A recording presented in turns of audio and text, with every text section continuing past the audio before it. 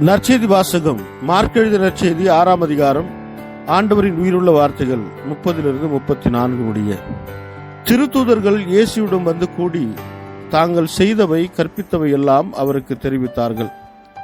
அவர் அவர்களிடம், நீங்கள் பாலை நிலத்தில் உள்ள தனிமையான ஒரு இடத்திற்கு சென்று சற்று ஓய்வெடுங்கள் என்றார். ஏனெனில் பலர் வருவதும் போவதுமாயிருந்ததால் உண்பதற்கு கூட அவர்களுக்கு நேரம் கிடைக்கவில்லை. அவ்வாறே அவர்கள் படகேறி பாலை நிலத்தில் உள்ள தனிமையான ஒரு இடத்திற்கு சென்றார்கள். அவர்கள் புறப்பட்டு போவதை மக்கள் பார்த்தார்கள். பலர் அவர்களை இன்னார் என்று தெரிந்து கொண்டு எல்லா நகர்களிலிருந்தும் கால்நடையாகவே கூட்டமாய் ஓடி அவர்களுக்கு முன் அங்கு வந்து சேர்ந்தனர். அவர் கரையில் இறங்கிய போது பெரும் திரளான மக்களை கண்டார். அவர்கள் ஆயிரல்லா ஆடுகளைப் போல் இருந்ததால் அவர்கள் மீது பரிவு கொண்டு அவர்களுக்கு பலவற்றை கற்பித்தார். இது வாழ்வுதரும் கிறிஸ்துவின் நற்செய்தி. கிறிஸ்துவே உமக்கு புகழ். ಮಾರ್ಕ ಅಧ್ಯಾಯ 6 ವಚನ 30-34 ಯೇಸು ಉಪದೇಶಿಸಲು ಕಳುಹಿಸಿದ ಅಪೋಸ್ತಲರು ಮರಳಿ ಬಂದು ತಾವು ಮಾಡಿದ ಮತ್ತು ಉಪದೇಶಿಸಿದ ಸಂಗತಿಗಳನ್ನೆಲ್ಲ ಆತನಿಗೆ ತಿಳಿಸಿದರು. ಯೇಸು ಮತ್ತು ಆತನ ಶಿಷ್ಯರು ಜನರಿಂದ ತುಂಬಿದ್ದ ಸ್ಥಳದಲ್ಲಿದ್ದರು. ಅಲ್ಲಿ ಅನೇಕ ಜನರಿದ್ದುದರಿಂದ ಯೇಸು ಮತ್ತು ಆತನ ಶಿಷ್ಯರಿಗೆ ಊಟ ಮಾಡಲು ಸಹ ಸಮಯವಿರಲಿಲ್ಲ.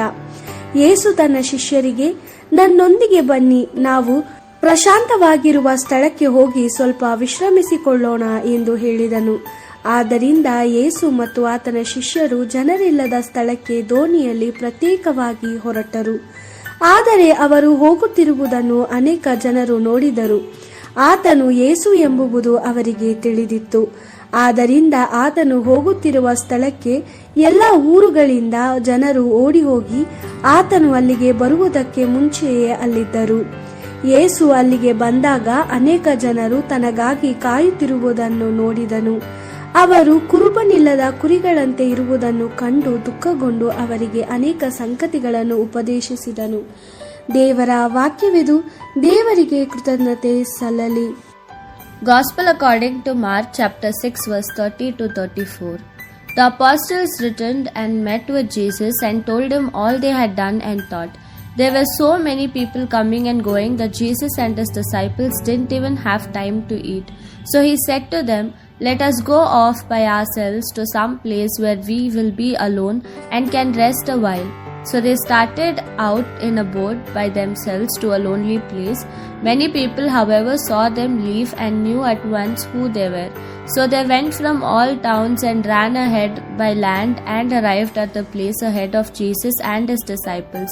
When Jesus got out of the boat, he saw this large crowd, and his heart was filled with pity for them, because they were like sheep without a shepherd.